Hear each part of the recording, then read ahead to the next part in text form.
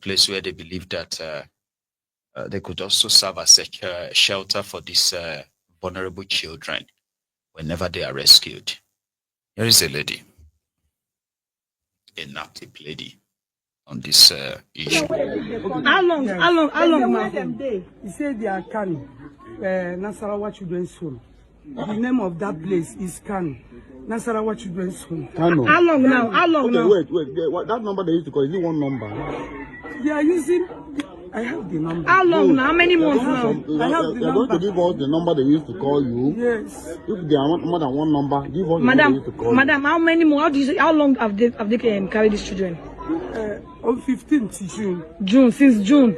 Yes. So where have you reported to? We reported to DS. We call DSS. They say it's not allowed. We are. It's not allowed. We are not. DSS say we not. Did you report to any police station? Yes. Which police station? I report B division. Which did was it that day? Same day. Ask the DSS too, right? Yes. And the Ministry of Women Affairs. And then what was? So she believes that the children are in a certain home, Nasarawa something home in Kano, right? The other video about it is not something I want to share. That's where you have the children who have been renamed. You know, they've been given different names that reflects like Hausa names. And they are already being raised like they were born and raised in Kano. So it's a scandal.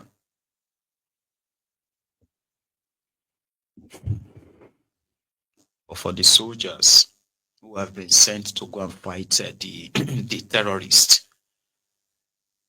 some of them arrived at their, the place of assignment, I think, BPA, primary place of assignment. They made video of the state of the, their supposed,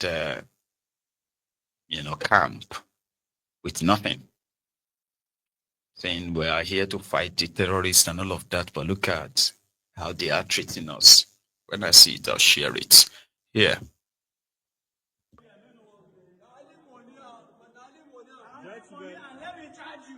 As you can see, this was where the soldiers moved in. Empty hall. Empty hall. One captain just came out from no angle. All they said, captain. What was that? His name? Captain for follow. Is it Fala here? Be Fala what?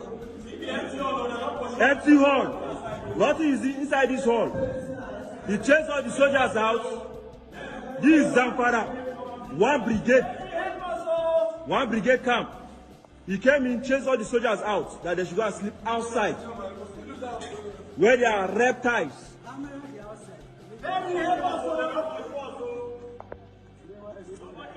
As you can see now, these are soldiers' load, which he evacuated from the hall. Outside. Left an empty hall. And there are a lot of reptiles in this bush, in this outside. Some people were being stung by scorpion. These are soldiers living like refugees, which they are fighting for their father's land. Living like refugees. How do you expect the morale to be high?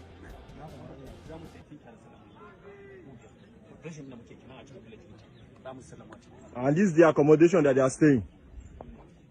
There's only 6 officers in this. You won't need a car to travel.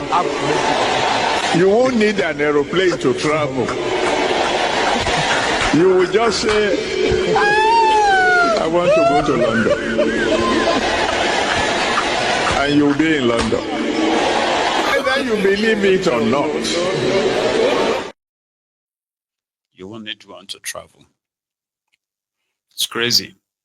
Not like they were expecting to be given a 5-star luxury hotel or going to fight a war, right? But that place, man, sort of like isolates them. If the terrorists come from all the angles, they are as good as dead. You know what I mean? But yeah, we wish them well, you know. Yesterday, we're all rounding up about to go from church, right? So that was when the guest prophet that they brought to come and bless all of us, you know, in the church. And it was all right until we're almost like rounding up to go.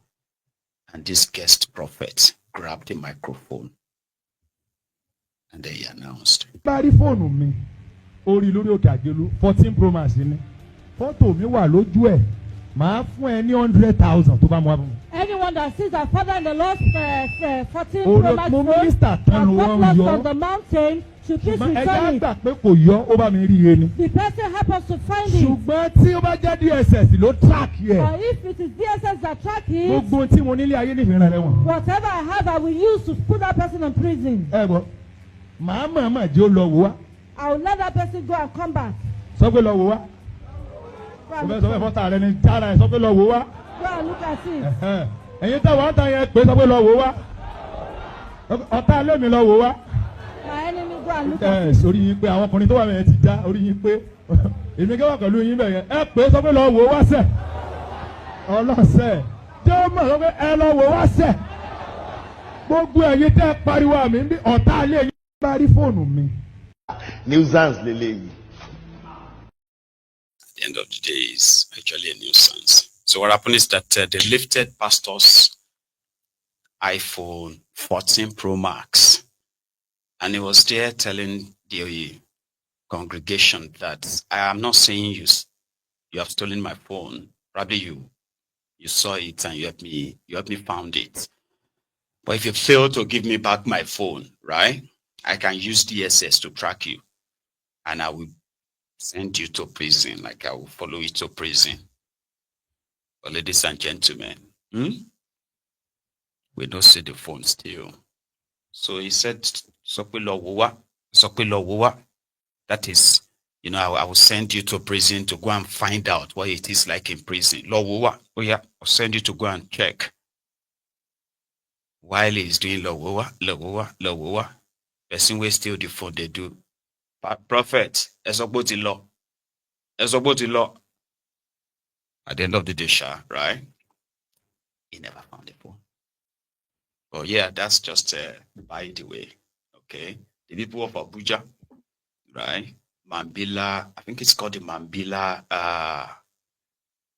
military camp or Mambila barracks next to the bridge. Yeah, somebody recorded what that looked like after the rain. Inside though. Hey, this one don't simple. This one don't simple. You don't finish now. No, no problem. Look at this one.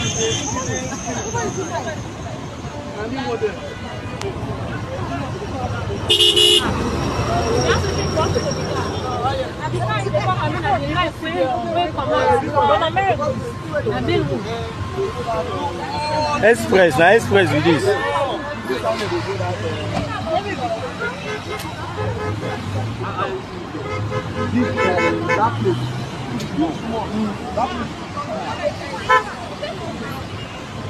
No, let me hide. Don't say all this one get balance. This one, this thing, not get balance for ground. Before your phone fall. Inside though. No casualty. So it's better. Right. And actually these two things there I want to give before we go.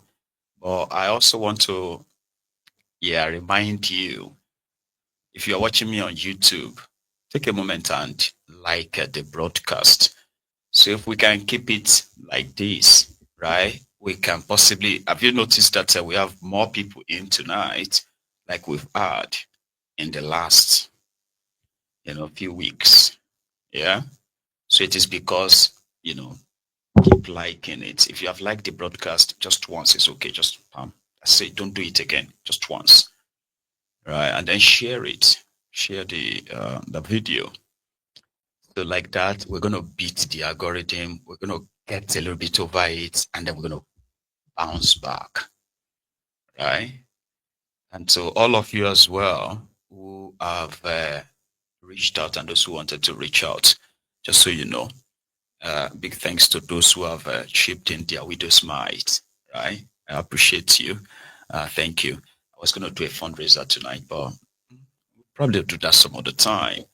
However, for those who believes that if Nigeria law or the Nigerian judiciary, if they have by any means lived up to their responsibilities, right, there is a chance that corruption, abuse of power, election manipulations, and the rest of that in that country won't be as high as it is now.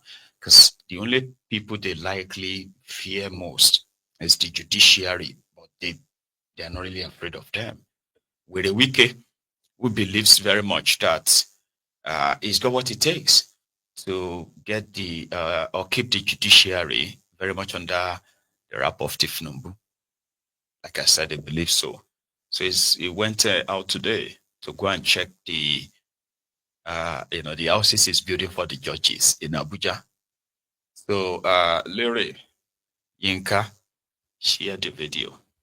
And my own message from it is, this is what they are building for them. They will give it to them by next year, before the election. And then just have it at the back of your mind that the people that you are going to go to, if they tell you to go to court, right, they would have to choose between ruling on your behalf, like the true, give you the real judgment, or remember these fine buildings that Wike is constructing for them as gift for judges.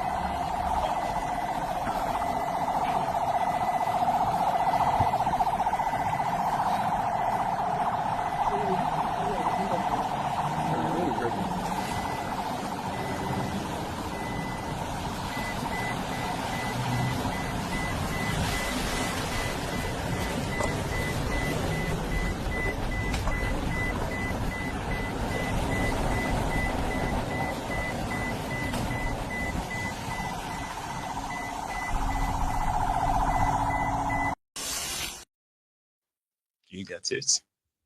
You get it. You don't get it, forget about it. You know? I will be happy if you can show me any educational project of the Wike in Abuja, where they are constructing new schools, new blocks of class like that, in that kind of the way you saw the judges' mansions they are building, right? Or hospitals in Abuja, clinics that they are rebuilding in that kind of way, like in that fancy, beautiful ways, right? These are the guys that will build, they will renovate 2 blocks in a school. And then it's empty. Okay, they will commission big building as hospitals, but the building is empty. But they will build houses for judges, for politicians. They will furnish it to detail. Man, Nigerians are unlucky. The criminal politicians in Nigeria are so lucky. Chai. They are. Injustice is everywhere. Here is another brother adding his own voice to what has now become obvious, that Nnamdi Kanu is not being prosecuted for any crime. He is being persecuted for his idea and his ideals, and because of where he comes from. That the Nigerian system, the Nigerian criminals are negotiating with a terrorist openly. I mean, come on.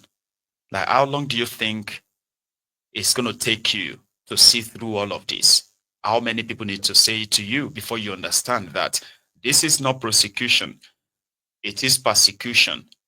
They are responsible for the insecurity that they orchestrated, politically sponsored in the eastern part of Nigeria, right? And a man that they would never allow, right, to use their own supposed law. I mean, places where there are laws as archaic and as stupid as they are sometimes, right? The laws, they couldn't really jail him. It couldn't it couldn't prosecute him without the interference from these rogues that have no intention of obeying any law. They don't even have intention of obeying any court. And for your information, by the way, we're supposed to have Mazi Nnamdi Kanu's no case submission decided on the 10th of October. I have just heard that they have brought it forward to the 26th of September, meaning this Friday, the Friday of this week, right? The Nigerian courts will rule if Nnamdi Kanu has any case to answer or not. That was his last submission, right? But here is a brother who wants to add his own voice too. Listen. When Mazi Nnamdi Kanu talked about the presence of Fulani Janjaweeds in Nigeria, we thought he was just singing. We thought he was saying something possibly born out of the hatred of the Northerners or the Fulanis by the Igbos. But it's now becoming clear, because I am telling you sincerely, it's only the powerful almighty Janjaweeds that can pull this thing that just happened recently in Katsina in regards to negotiating with bandits, leaving them with their weapons fully intact, and at the same time even coming to make demands for schools, markets, and the rest of it. That is to say, we're still talking about Ruga Settlement Part 2. That is just it. Sincerely. And I'm telling you, the way it looks now, it seems this Fulani Janjaweeds have Janjaweed clerics, Janjaweed politicians. And funny enough, it's not even just all about being a Muslim or Islam. The fact is, even if you are a Muslim or not, I am telling, even if you are a Muslim, as long as you are not of the Janjaweed family, I am telling you that means you are not even a Muslim. Because the way it looks now, the Janjaweed family actually is all about the radical explanation or definition of Islam, the way they understand it. I am telling you. And that is why they are able to render havoc on even Muslims themselves. And if you think what we are saying is not true, in the midst of all this kidnapping, tell me Fulanis that have been kidnapped and that they have demanded ransom for. Or tell me how many Fulani communities have been ravaged with these same people. And what is the argument? The argument, the initial reason for these such actions in the first place was based on the fact that they were attacked. A lot of their people were attacked. And I'm telling you, on what basis? On the basis that they enter people's farm and they finish their crops, most especially houses that are known to be predominantly farmers. All of a sudden, and let me tell you another attribute of these Janjaweeds. As far as these Janjaweeds are concerned, I'm telling you, at the moment, they don't even have a country. When you allow